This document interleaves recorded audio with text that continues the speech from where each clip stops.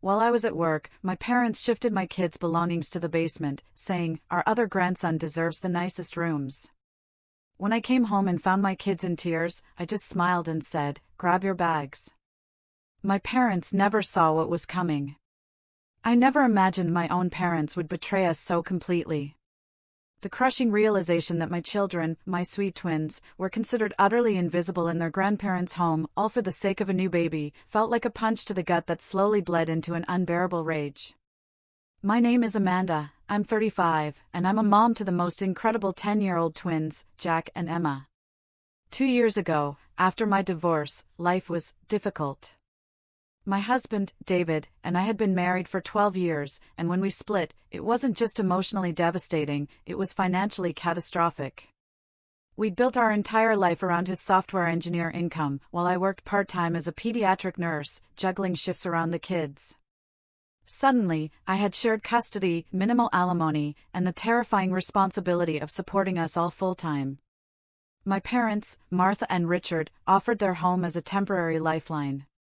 "Just until you get back on your feet," my father had promised, patting my shoulder. And despite our complicated history, I was so incredibly grateful. Growing up, I was always the responsible one, the rule follower, the one who met expectations. My younger brother, Stephen, on the other hand? He was the golden child. Dropped out of college, started a tech business my parents bankrolled, and by 32, he was making 6 figures. That pattern of blatant favoritism was so deeply ingrained, so utterly normal, that sometimes I barely even noticed it anymore. My kids, Jack and Emma, are just wonderful. Jack is my creative soul, always drawing or building, with a sensitivity that sometimes made life a little challenging for him. Emma is my fierce little athlete, an advocate, outspoken, confident, the first one to stand up when she saw something unfair. They were both doing incredibly well in school, even with all the upheaval of the divorce and the move. Our initial setup at my parents' house seemed okay. They converted their home office into a bedroom for the twins, and I took the guest room. I pulled my weight, contributed to groceries, did most of the cooking, and made sure the kids were always respectful of their grandparents' space. I worked grueling 12-hour shifts at the children's hospital, sometimes overnight, so their help with school drop-offs and pickups was essential. My goal was clear: save enough for a security deposit and first month's rent on our own place within a year. I was meticulous with money, taking every extra shift, putting aside every penny. The housing market was brutal, but I was determined to give my children stability again. Then Stephen and his wife, Melissa, had their baby boy, little Ethan. And that's when everything changed. My parents had always favored Stephen, but their reaction to his baby was something else entirely. They didn't just welcome him, they built him an altar. The formal dining room was transformed into a lavish nursery, even though Stephen and Melissa had their own 4-bedroom house across town. Expensive baby equipment, that would only be used for visits, appeared out of nowhere. My mother started canceling plans to help with my kids if Stephen needed anything at all. "Your brother needs more support right now," she'd say. "He's new to parenting." The irony, that I'd been a single parent for 2 years, seemed to utterly escape her. At first, I tried to be understanding. New babies are exciting, and this was their first grandson. Jack and Emma had been their only grandchildren for 10 years, so maybe they were just enjoying the novelty. I encouraged my kids to be patient and kind, explaining that little Ethan needed extra attention because he was so small. The favoritism was subtle at first. Christmas gifts that were noticeably more expensive for Ethan than for my children. Comments about how Ethan looked just like Stephen did as a baby, while Jack and Emma had always been said to resemble their father more than me. These weren't thunderclaps, but a constant, insidious drizzle of invalidation, slowly eroding our peace. I tried to compensate, creating special time just for us, park days, movie nights in my tiny bedroom. I even started a savings chart on my bathroom wall, a visual countdown to our freedom. Just a few more months, I'd promised them. We'll have our own home by Christmas. But as spring turned to summer, the tension in the house grew thick and suffocating. My parents became increasingly critical of my parenting decisions, from what I fed the twins to their bedtimes, to their screen time. Meanwhile, Stephen and Melissa could do no wrong, even when they'd show up hours late for family dinner or cancel plans last minute. I felt like I was walking a tightrope, every step precarious, trying to shield my children from the blatant reality that their grandparents were treating them differently, while also trying to maintain a peaceful household. I was trapped. I needed my parents' help. I couldn't afford childcare on top of saving for our move. By the end of summer, my savings account was growing steadily. I had calculated that by November, I would have enough for a modest 2-bedroom apartment. Just 3 more months of patience, I told myself. 3 more months of biting my tongue and reminding my children that we were guests in their grandparents' home. 3 more months of watching my parents dote on Ethan while barely acknowledging Jack and Emma's achievements. I had no idea how much worse things would get before those 3 months were up. Midway subscribe line. If you're finding yourself glued to this story, by the way, make sure you hit that subscribe button. You won't want to miss what happens next, and trust me, there's more unbelievable drama coming your way. Main story continues. The situation escalated dramatically in September when Stephen called a family meeting. He and Melissa sat at my parents' kitchen table with baby Ethan, who was dressed in an outfit that probably cost more than my entire weekly grocery budget. "We've got some exciting news," Stephen announced, looking directly at our parents, not me. "We're finally doing that major renovation on our house, the one we've been talking about for ages." My mother clasped her hands together, radiating excitement. "That's wonderful, sweetie." Melissa then chimed in, bouncing Ethan on her knee. "The thing is, we'll need somewhere to stay during the construction. It should only be about 6 to 8 weeks. Before I could even process what was happening, my father was nodding enthusiastically. "You'll stay here, of course. We have plenty of room." I cleared my throat, trying to inject some reality into the room. "Actually, we're a bit tight on space already, with the 5 of us," I gestured to myself, the twins, and my parents. My mother shot me a look, sharp and dismissive. "Family helps family, Amanda. It's only temporary." And just like that, the decision was made. No one asked how I felt about it. No one considered what this would mean for Jack and Emma. No one acknowledged that I had been told the same exact thing about our temporary stay, which was now approaching the 2-year mark. Stephen and Melissa moved in the following weekend. My father helped them set up a portable crib for Ethan, though he had never once offered to help assemble the twins' beds when we moved in. My mother cleared out an entire closet for Melissa's clothes, while my things had remained in suitcases for months before I eventually bought a small dresser for myself. The changes were immediate, jarring, and utterly infuriating. Suddenly, Jack and Emma were told to keep their voices down all day because Ethan is napping.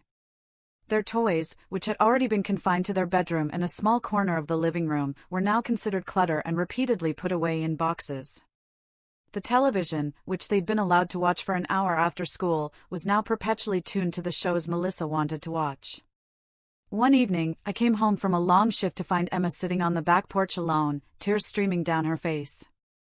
"What's wrong, honey?" I asked, my heart aching as I sat beside her. "Grandma said I was being too loud with my jump rope in the backyard," she sniffled.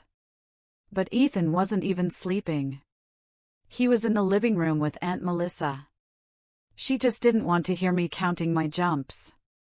That same week, Jack came home from school absolutely beaming, excited about an art project he'd been working on. He'd been selected to represent his class in a district-wide exhibition. When he tried to show my mother, she waved him away with a flick of her wrist. "Not now, Jack. I'm helping Melissa pick out new curtains for their house." I watched my son's face fall, his excitement crumbling into a quiet sadness. Something inside me hardened. A mother's protective fury began to ignite. That night, after the kids were asleep, I tried to have a conversation with my parents. "I understand that Stephen and his family need help right now," I began carefully, trying to keep my voice even. "But I'm concerned about how Jack and Emma are being treated.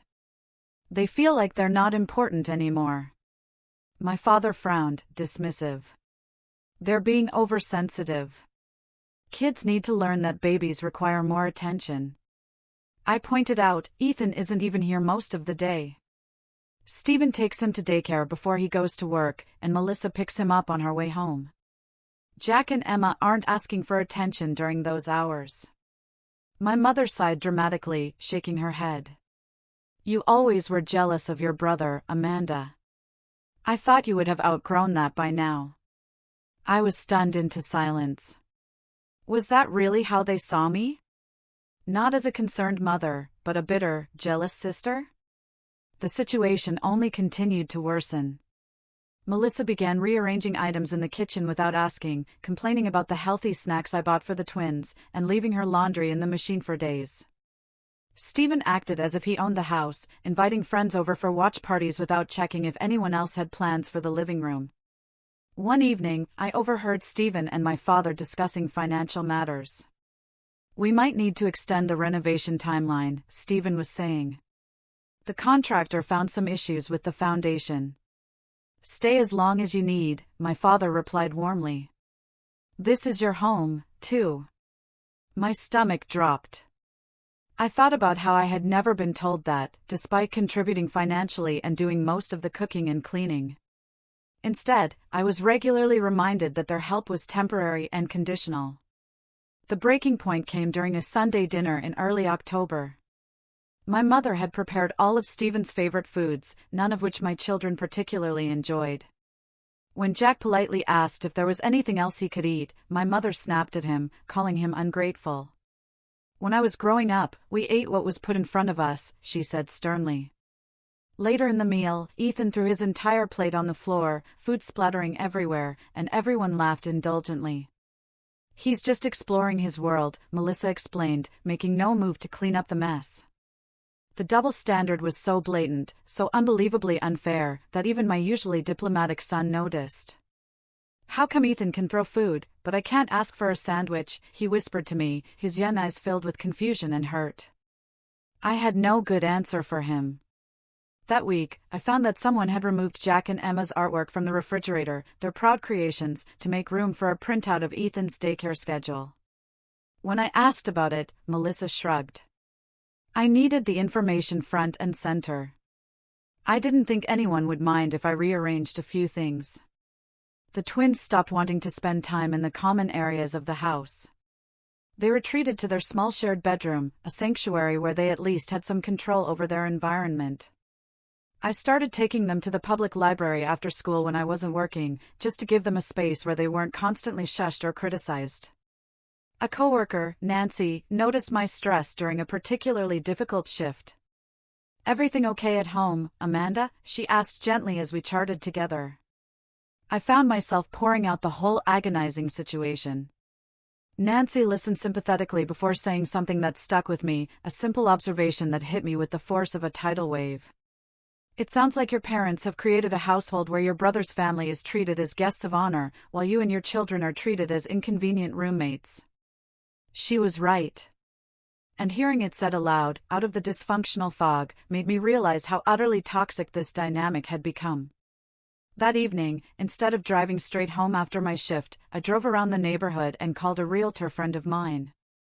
I need to get my kids out of this situation, I told her, my voice shaking with a newfound resolve. Sooner rather than later. By mid-October, the situation at home had deteriorated beyond what I thought possible. Stephen and Melissa had fully taken over the house, with my parents' enthusiastic support. Their renovation, originally scheduled for 6 to 8 weeks, had now been extended indefinitely due to complications that Stephen was conveniently vague about whenever I asked. I came home one day to find that my parents had purchased a special high chair for Ethan. One that cost nearly $400, according to the box I found in the recycling. This, while they had complained about the cost of Jack's asthma medication the previous week, which my insurance only partially covered. We want Ethan to be comfortable when he eats here, my mother explained when I questioned the expense. Jack needs to breathe. I responded, unable to keep the edge from my voice. My mother looked at me as if I was being unreasonable. Your father and I are on a fixed income, Amanda. We can't be expected to cover everything for your children. The fact that I paid for all of my children's expenses, plus contributed to the household bills, apparently did not register with her. Neither did the fact that Stephen and Melissa, both high earners, contributed nothing toward household expenses during their stay. The next incident occurred when Emma was practicing her clarinet for band class. She had been playing for less than 15 minutes when Melissa stormed in, face contorted in annoyance. "Can you not do that right now? Ethan is trying to nap, and I have an important call in 10 minutes. Emma apologized, her face crumpling, and put her instrument away. Later, she told me tearfully that she had been practicing at the exact time her band teacher had scheduled for their virtual practice session. She had now missed it and would be unprepared for her upcoming evaluation. I tried to speak with Melissa about it, suggesting we could work out a schedule that accommodated everyone's needs. "My work calls and Ethan's sleep schedule have to take priority," she responded dismissively. "Emma can practice her little hobby anytime." I bit my tongue so hard I almost tasted blood. Emma's little hobby was something she was passionate about, and her band teacher had noted she had real talent. But in this house, anything my children did was considered less important than the most trivial needs of Stephen's family. Jack was struggling, too. His teacher emailed me, concerned about his withdrawal in class and declining grades. My sociable, enthusiastic son had become quiet and anxious. When I asked him about it, he admitted he was having trouble sleeping because he was worried about doing anything wrong at home. "Grandma and Grandpa get mad at us for everything," he explained, "but they never get mad at Ethan or Uncle Stephen or Aunt Melissa." My heart broke for them. I started taking on even more extra shifts at the hospital, partly to earn more money for our escape, and partly to simply avoid the tension at home. My parents interpreted this as me shirking family responsibilities, while Stephen and Melissa seemed glad to have me out of the way. The situation came to a head during a family dinner in late October. My parents had invited several extended family members over, including my Aunt Susan, who had always been kind to me and my children. During the meal, my mother launched into an extended monologue about how gifted Ethan was, how at just 9 months, he was clearly advanced for his age. "He's trying to stand already," she boasted. Stephen was an early walker, too. "Some children just have that natural athletic ability." She then turned to Jack and added, "It's too bad you didn't get that from your father's side. David was always athletic, wasn't he?" I saw Jack's face crumple before he carefully composed himself. The implication was clear: any positive traits my children possessed came from their father or were despite my influence, while Ethan's gifts were clearly inherited from the superior genetic line of my brother. Aunt Susan caught my eye across the table, her expression concerned and knowing. After dinner, she pulled me aside. "How long has it been like this?" she asked quietly. "It's always been this way to some degree," I admitted, tears threatening to spill. "But it's gotten much worse since Stephen's family moved in." "This is not healthy for your children, Amanda," she said, echoing Nancy from work. "They deserve better than to be treated as second-class members of their own family." I nodded, swallowing hard. "I'm working on it," I assured her. "I have a plan." And I did. In the weeks since my conversation with Nancy, I had been meeting with my realtor friend during my lunch breaks. We had looked at several rental properties, and I had found a small 3-bedroom house just 10 minutes from the hospital and in the same school district as the twins currently attended. The rent was at the upper limit of what I could afford, but I had been approved based on my steady employment history and excellent credit score. I had signed the lease the previous week, but told no one, not even Jack and Emma. I didn't want to get their hopes up until everything was finalized. The house would be available for move-in on November 1st, just a week away. I had been secretly ordering essential furniture to be delivered on that date and had set up utilities in my name. My aunt squeezed my hand. "Let me know if you need anything," she said. "I've been concerned about this situation for some time." Her support meant more than she knew. I had begun to question my own perceptions, wondering if I was being oversensitive or jealous, as my parents suggested.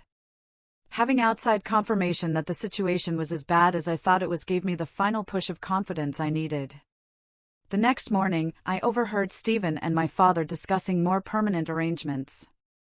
"The contractor says it could be another 3 months, Stephen was saying. "And honestly, with the baby, it might make more sense to just stay through the holidays." You know you're always welcome, my father replied warmly. This is your home. I wondered if either of them remembered that I had been told my stay was temporary, that I was expected to find my own place as quickly as possible. The double standard was so glaring it would have been laughable if it wasn't slowly breaking my children's hearts. That evening, I took the twins out for ice cream after dinner, something we rarely did on weeknights. I wanted some time alone with them, away from the tense, suffocating atmosphere of the house. I need you both to know something important, I told them as they enjoyed their treats. No matter what Grandma and Grandpa say or do, you two are amazing, valuable people. The way they are treating you is not because of anything you have done wrong. Emma, always perceptive, studied my face. Are we going to move out soon? I was surprised by her insight. What makes you ask that? You've been working a lot more shifts, she said. And you seem different lately. Less sad and more determined. Out of the mouths of babes. My daughter had seen the change in me before I had fully acknowledged it myself. Just keep being your wonderful selves for a little bit longer, I told them, not quite ready to reveal my plan. Can you do that for me? They both nodded, and I saw a flicker of hope in their eyes that had been missing for too long. When we returned home, Melissa was complaining loudly about the twins' backpacks being in the hallway, despite the fact that Ethan's stroller, diaper bag, and various toys were scattered throughout the common areas of the house. Children need to learn to pick up after themselves, she lectured me, as if she was the parenting expert and I was a novice. I smiled tightly and helped the kids move their belongings, reminding myself that we only had to endure this for a few more days. I had no idea that the situation was about to explode in a way that would force my hand even sooner than I had planned. The following Tuesday, I was scheduled for a 12-hour shift at the hospital. It was a particularly busy day in the pediatric ward, with 3 new admissions and a staff shortage that had me covering more patients than usual. I barely had time to check my phone during my short lunch break, but when I did, I saw several missed texts from both Jack and Emma. From Jack, Mom, something weird is happening. Grandpa and Uncle Stephen are moving our stuff. From Emma, Grandma says we have to move to the basement. This is not fair. From Jack, Mom, please come home. They took all our things downstairs. From Emma, I hate it here. The basement is cold and gross and there are spiders. My heart pounded like a drum against my ribs as I quickly called home. No answer. I tried both children's phones. No answer. Finally, I texted Emma, I will be home as soon as I can. Stay calm. I love you both. I spoke with my supervisor, explaining the family emergency. She was understanding and arranged coverage for my remaining 4 hours. Even so, it took me another agonizing hour to hand off my patients and complete critical documentation before I could leave. The drive home was the longest 20 minutes of my life. My mind raced with possibilities, none of them good. Had my parents really moved my children to the basement? The unfinished, poorly insulated basement that had occasional water seepage when it rained heavily? When I pulled into the driveway, I took a deep breath, trying to calm myself before going inside. I needed to assess the situation clearly before reacting.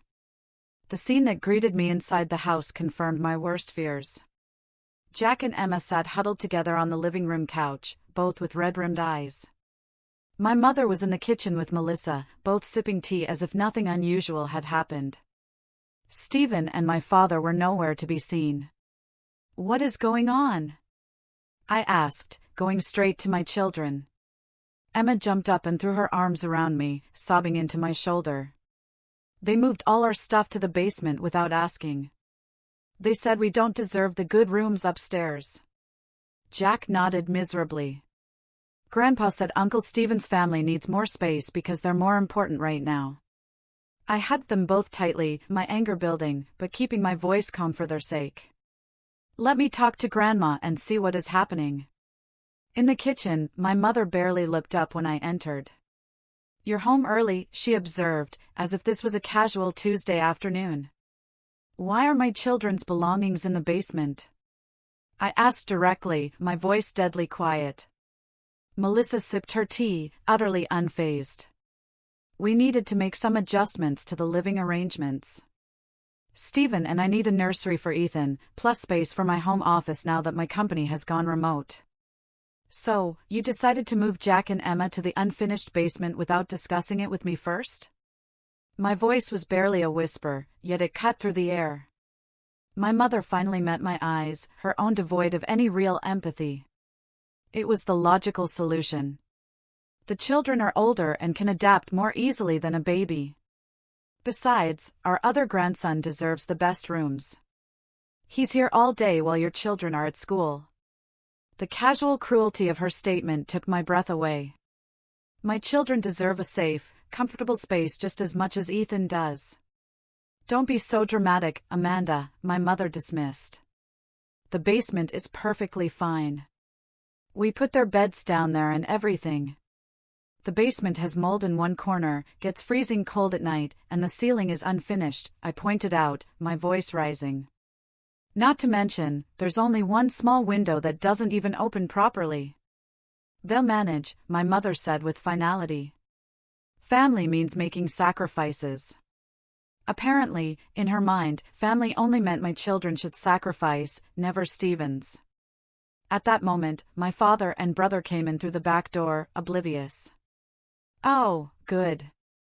You're home, my father said when he saw me. We've made some changes that we need to discuss. Yes, I can see that, I replied, fighting to keep my tone level.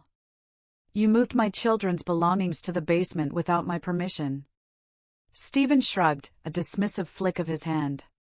We need the space upstairs. Ethan is getting more mobile and needs room to develop properly.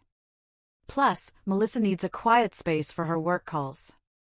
And my children need a safe, appropriate bedroom. I countered. The basement is fine, my father said dismissively. I put in some extra lights and laid down some old carpet scraps. They should be grateful they have a place to stay at all.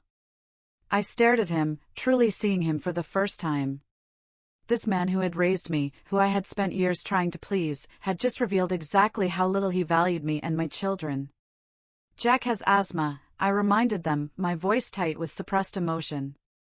The basement is damp and has visible mold. It could trigger a serious attack. You're overreacting, as usual, Stephen said with an eye roll. Kids are resilient. Melissa and I grew up in much worse conditions, didn't we, honey? Melissa nodded in agreement, though I happened to know she had grown up in a 5-bedroom house in an affluent suburb. I looked around at the 4 adults who had made this decision. None of them showed a hint of remorse or understanding. To them, this was perfectly reasonable. The golden child's family deserved the best, while my children deserved whatever scraps were left over. I walked back to the living room where Jack and Emma waited anxiously. They looked up at me with such trust, such hope that I would fix this situation. In that moment, something crystallized within me, a calm certainty about what needed to happen next.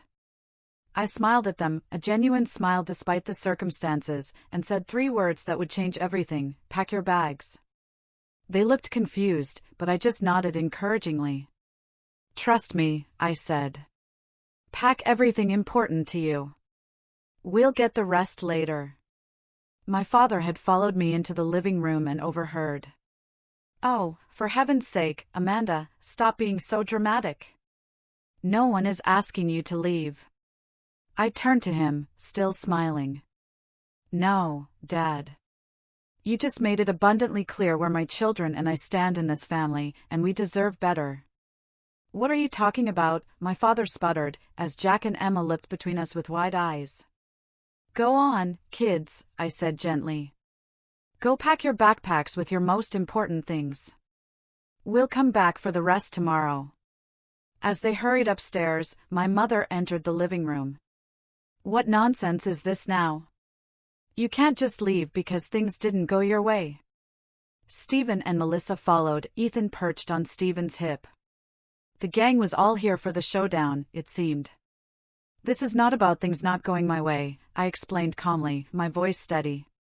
This is about basic respect and consideration, which has been sorely lacking in this household.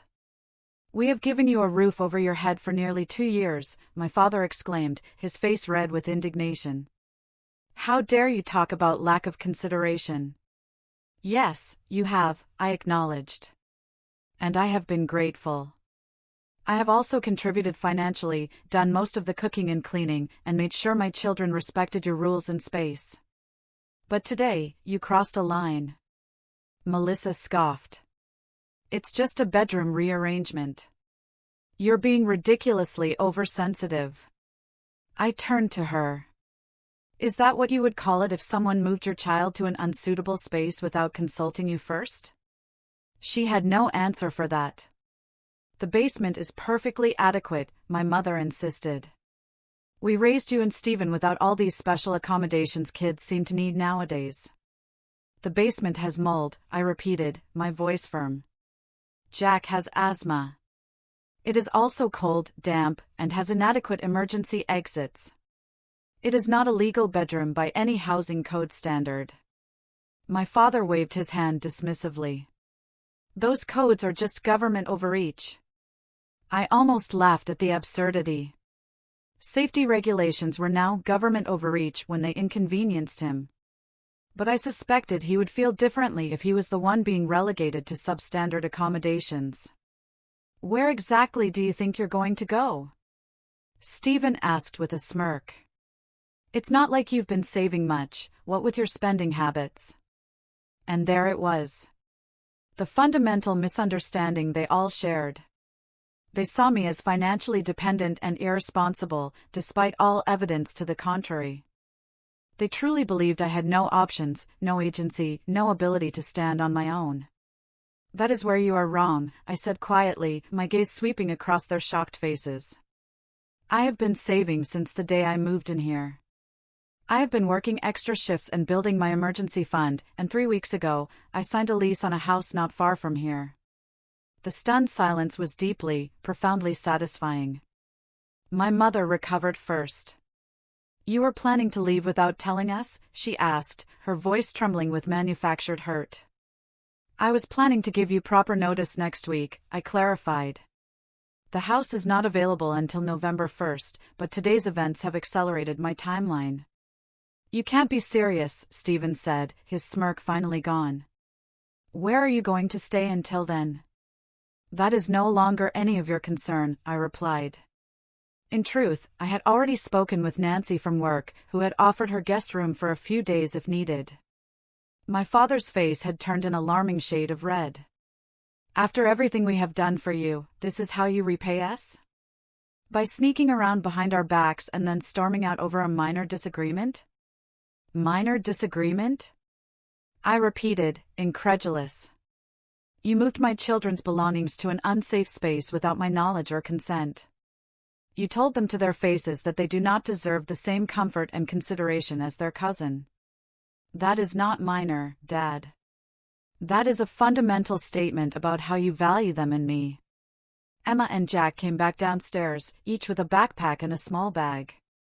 Emma was clutching her clarinet case, and Jack had his favorite drawing supplies and the stuffed dragon he had slept with since he was 3. "We're ready, Mom," Emma said, her voice stronger than I had heard it in weeks. "This is ridiculous," my mother declared. "You cannot seriously be leaving right now."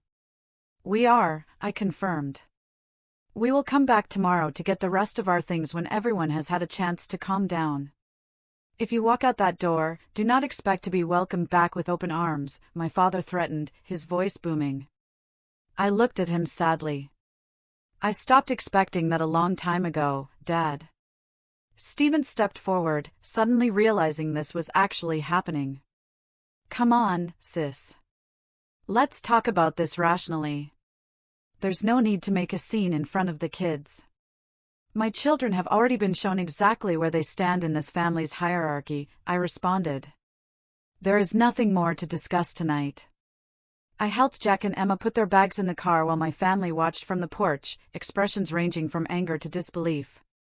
They had been so certain of their power over me, so confident in my dependence, that they could not process the reality of my departure. As I started the car, my mother rushed over to my window. "Amanda, please, you're overreacting." Come back inside and we'll figure something out. We'll talk tomorrow, I said firmly, when I come to get our things. But where will you go? She asked, genuine concern finally breaking through her indignation.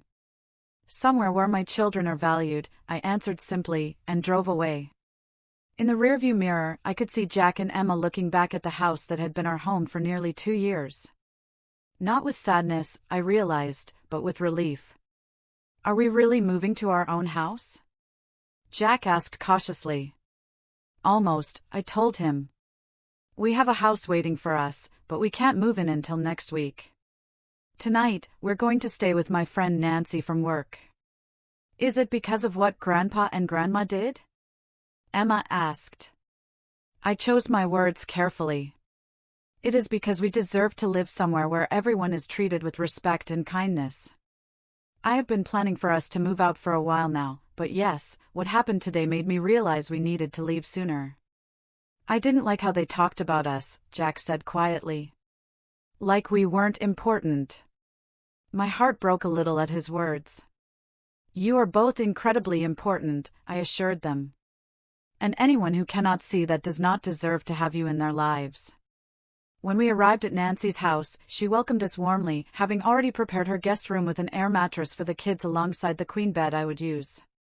She had even bought ice cream and rented a movie for us to watch together. As the twins settled in, picking at their ice cream with subdued enthusiasm, Nancy pulled me aside. I'm proud of you, she said simply. It takes courage to set boundaries with family. I just wish I had done it sooner, I admitted, before they hurt my kids like this. You're doing it now, she pointed out. And that is what matters. That night, as Jack and Emma slept beside me in the unfamiliar room, I felt a strange mixture of emotions, sadness for what should have been, anger at how we had been treated, anxiety about the future. But underneath it all, a powerful sense of peace. For the first time in years, I had stood up for myself and my children without wavering or second-guessing. Tomorrow would bring new challenges, retrieving our belongings, weathering the inevitable emotional manipulation, finalizing arrangements for our new home.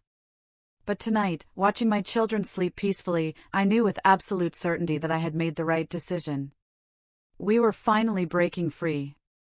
The next morning, I called in to use a personal day at work. Nancy offered to let the twins stay with her while I went back to my parents' house to gather our belongings, but I declined. They need to see this through, I explained. It's important for them to know we are doing this together.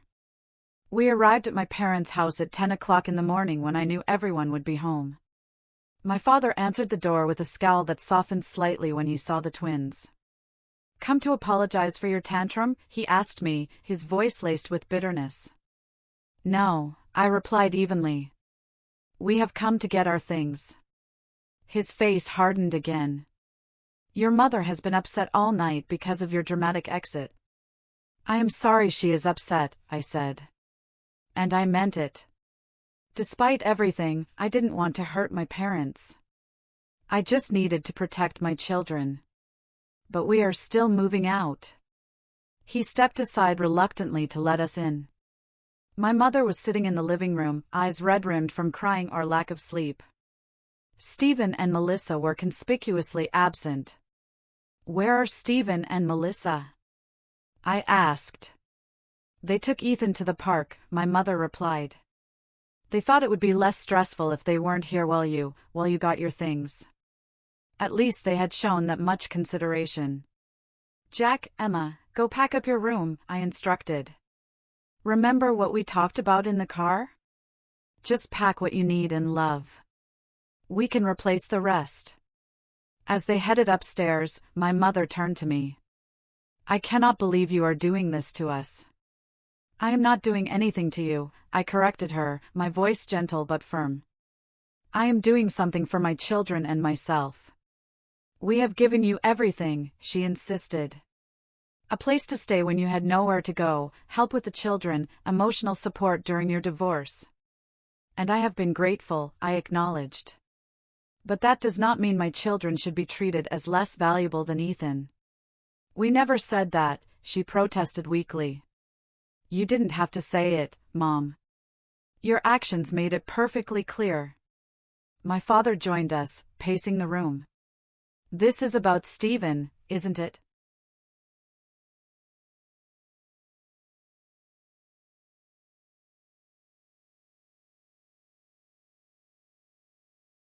You have always been jealous of him.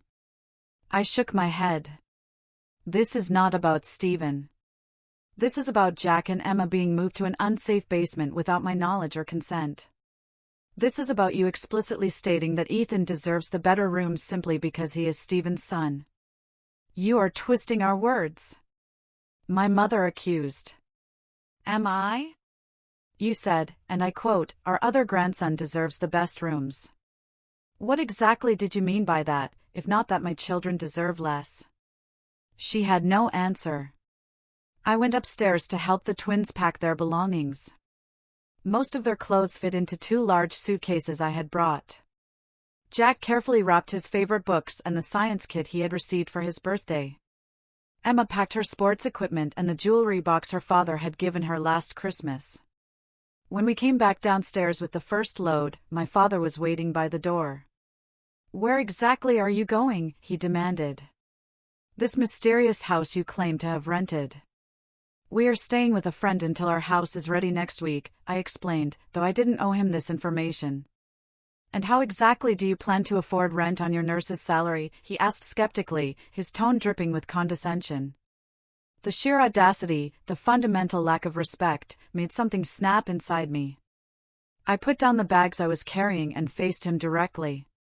Dad, I make $65,000 a year as a pediatric nurse. I have excellent credit, minimal debt, and I have been saving systematically for nearly 2 years. I am fully capable of providing for my family without your help. He looked genuinely surprised. It occurred to me that he had no idea what I earned or how I managed my finances. He had simply assumed I was struggling financially because that fit his narrative about me. The rental market is extremely tight right now, my mother interjected. How did you even find a place? I have been looking for months, I said. I have friends and connections. Just because I didn't tell you about my plans doesn't mean I didn't have them. We made several trips to load everything into my car. My parents watched silently, the reality of our departure finally sinking in. When we had packed everything we wanted to take, I did one final walkthrough to make sure we hadn't forgotten anything important. In the kitchen, I found my mother making coffee, her movements mechanical. We are heading out now, I told her. She turned to me, eyes welling with tears. I don't understand why you are doing this. We are family. Yes, we are, I agreed. And that is why this hurts so much. Family should make each other feel valued and respected. Jack and Emma have not felt that here for a long time. That is not true, she protested weakly. Mom, yesterday you told them they didn't deserve the same quality of accommodations as their cousin. How do you think that made them feel? She looked away. We didn't mean it like that. How else could you have meant it? She had no answer. As we prepared to leave, my father made one last attempt. This is a mistake, Amanda. You are letting your pride get in the way of what is best for your children.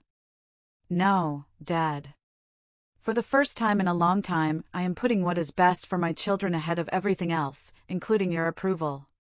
Jack and Emma said stilted goodbyes to their grandparents.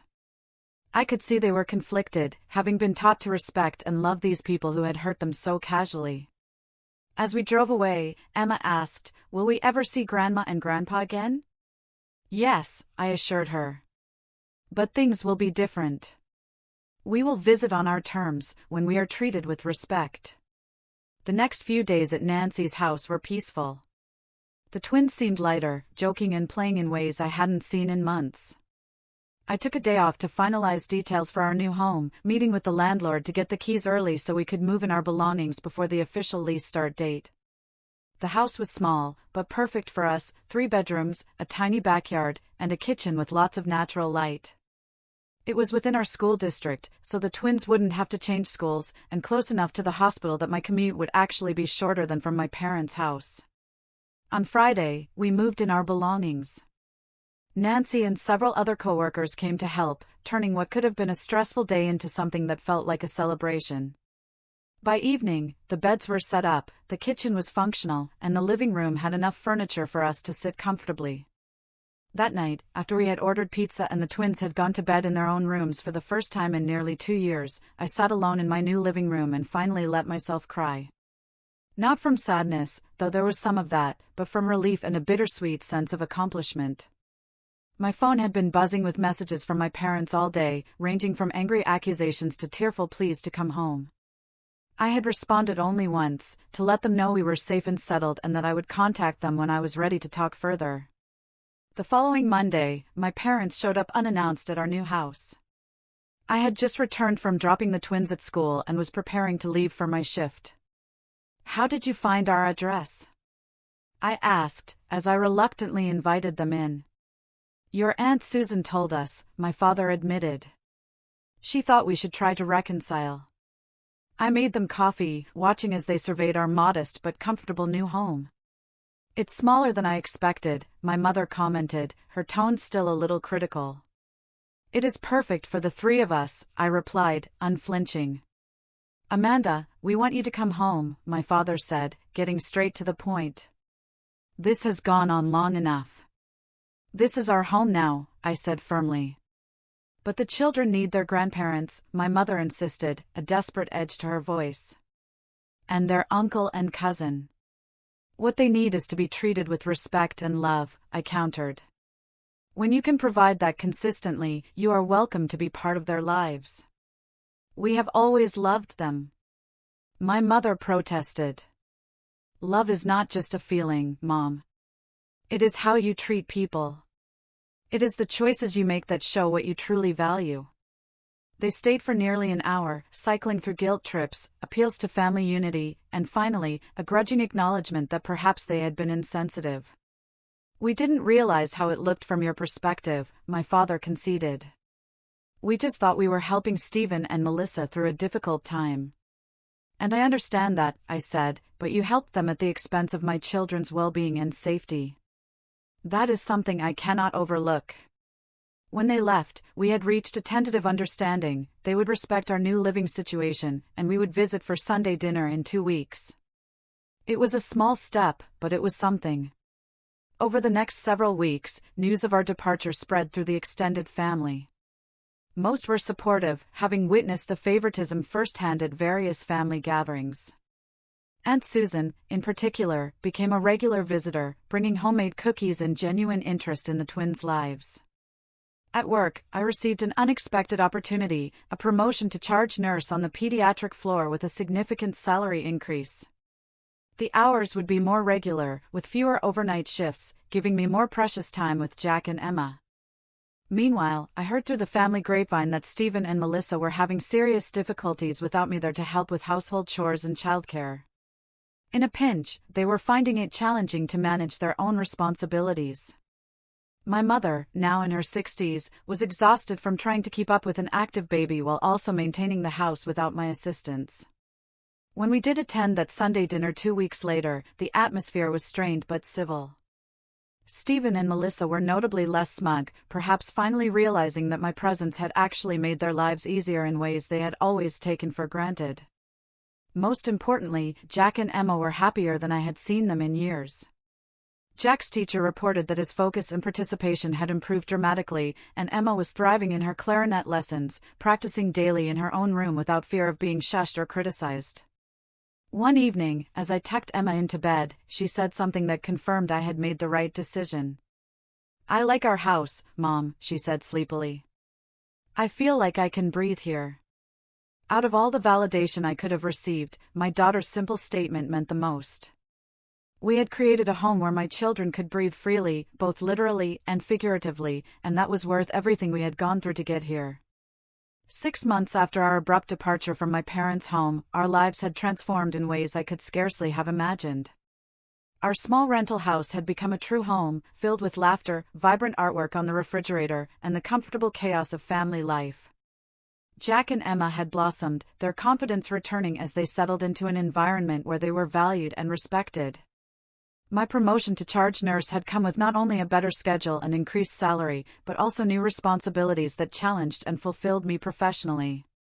For the first time in my adult life, I felt like I was thriving, rather than just surviving. Our relationship with my parents had evolved into something cautiously cordial.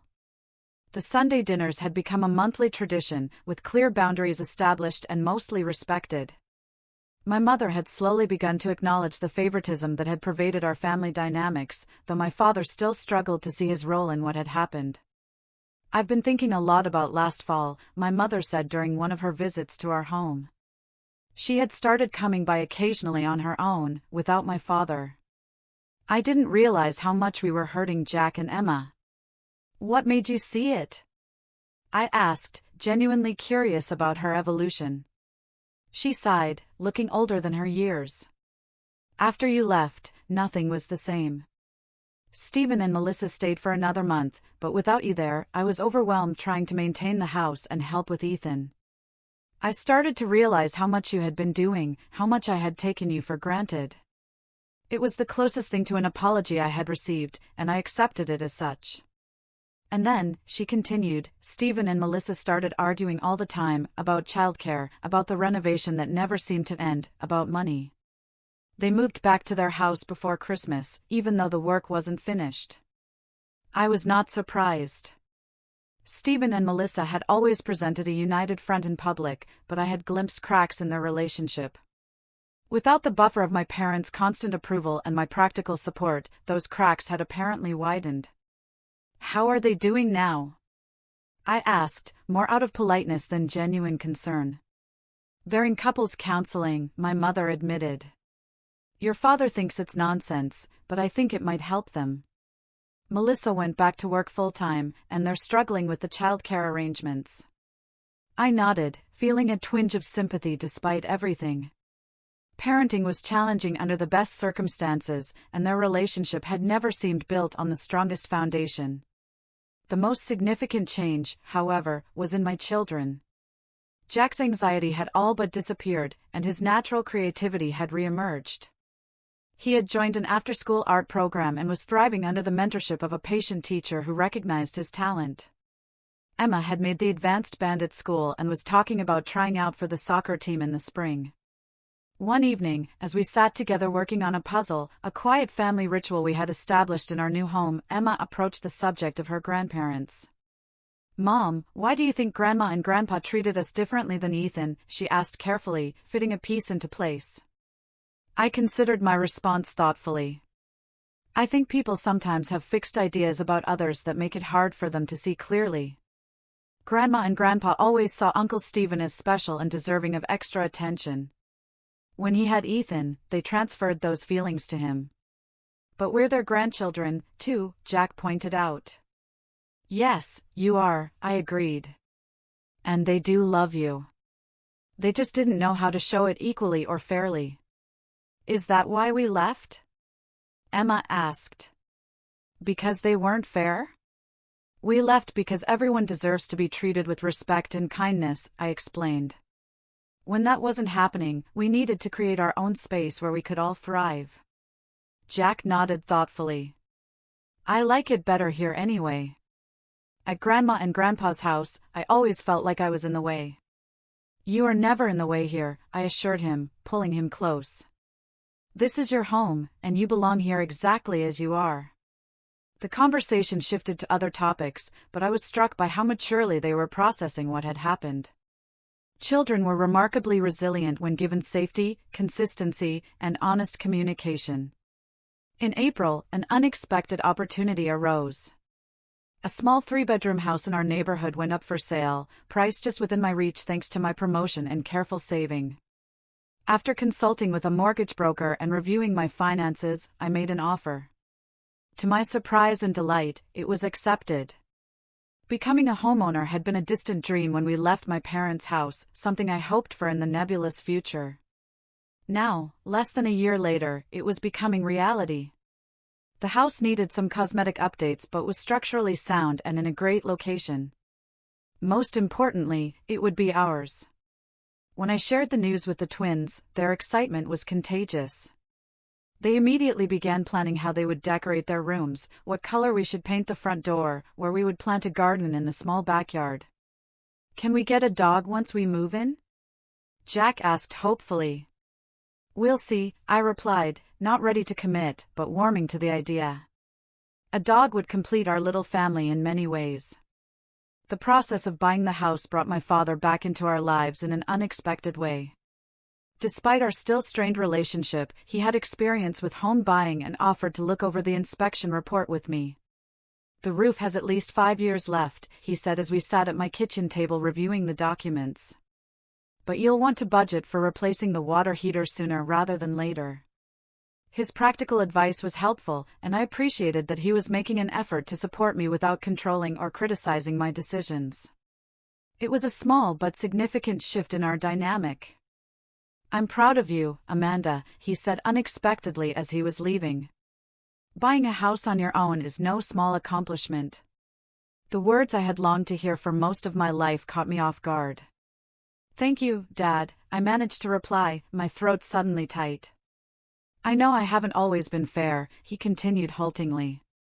"Your mother and I have been talking a lot about how we handled things. I cannot change the past, but I would like to do better going forward." It was not a full apology, but coming from my proud, stubborn father, it was monumental. "I would like that too," I told him honestly. The day we closed on the house, Jack and Emma were in school. I signed the papers alone, but took a photo of the keys to show them when they got home. As I stood in the empty living room of our new house, my house, I felt a surge of emotion so powerful it brought tears to my eyes. 2 years ago, I had been a newly divorced mother, uncertain about my future and dependent on my parents' conditional support. Now, I was a homeowner, advancing in my career, and most importantly, providing my children with the stable, loving home they deserved. The journey had been painful at times, forcing me to confront hard truths about my family and myself. I had to learn that setting boundaries was not selfish but necessary, that standing up for my children meant sometimes walking away from toxic situations, and that my worth was not determined by others' perceptions. We moved into our new home on a sunny Saturday in May, with help from friends, colleagues, and yes, even my parents. The atmosphere was celebratory as we arranged furniture, unpacked boxes, and ordered pizza for everyone who had helped. By evening, when only my parents remained, we sat together on my new back porch, watching Jack and Emma explore the yard. "This is a good home," my mother said quietly, a genuine warmth in her voice. "You have done well, Amanda." "Thank you," I replied, accepting the compliment without qualification or doubt. As the sun set on our first day in our new home, I reflected on the journey that had brought us here. The pain of that October day, when my children had been deemed less worthy than their cousin, had transformed into the catalyst for positive change. Sometimes the greatest betrayals lead to the most necessary departures. What had seemed like an ending, the day we packed our bags and left my parents' house, had actually been a beginning of self-respect, of true independence, of showing my children what it meant to stand up for yourself and for those you love. Family, I had learned, was not just about blood or obligation. It was about mutual respect, consistent kindness, and the choice to value each person for who they truly were. My children and I had created our own family unit, strong and supportive, and we had opened our circle to include those who treated us with the dignity we deserved. As I tucked the twins into bed that night, in their very own rooms, in our very own house, I felt a deep sense of peace. We had come through the storm and found ourselves on solid ground at last. Have you ever had to make a difficult decision to protect your family's well-being, even if it meant stepping away from people you love? I would absolutely love to hear your stories and your thoughts on this in the comments below.